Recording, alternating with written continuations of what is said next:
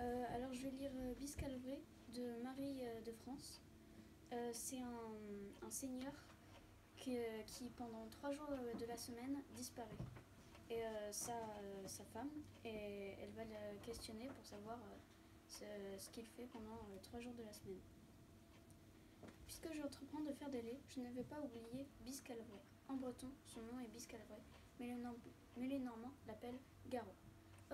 Autrefois, on pouvait entendre raconter, et il arrivait souvent, que des hommes devenaient loups-garous et habitaient dans les bois.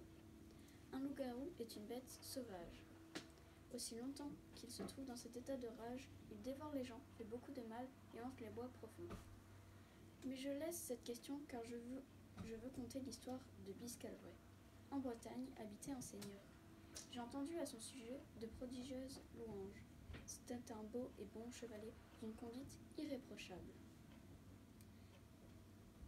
Il était l'ami intime de son seigneur et tous ses voisins l'aimaient.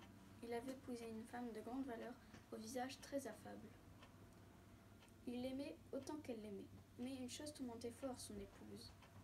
Chaque semaine, durant 3 jours, il disparaissait et elle ne savait ni ce qu'il devenait, ni où il allait. Aucun des siens ne le savait non plus. Un jour, après qu'il fut rentré, tout joyeux et gai, à la maison, elle le questionna. « Seigneur, mon doux ami, il y a une chose que je vous demanderais bien volontiers, si je l'osais.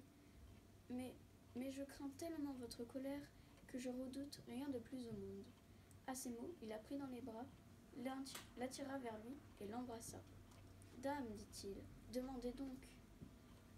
À toute question que vous me poserez, j'apporterai une réponse, si du moins je la connais. » « Par ma foi, dit-elle, alors je suis sauvée. Seigneur, je suis dans un tel effroi les jours où vous me quittez, et j'ai dans le cœur une si grande douleur, ainsi qu'une telle crainte de vous perdre, que si vous ne m'apportez un prompt de réconfort, il se pourrait que je meure très bientôt.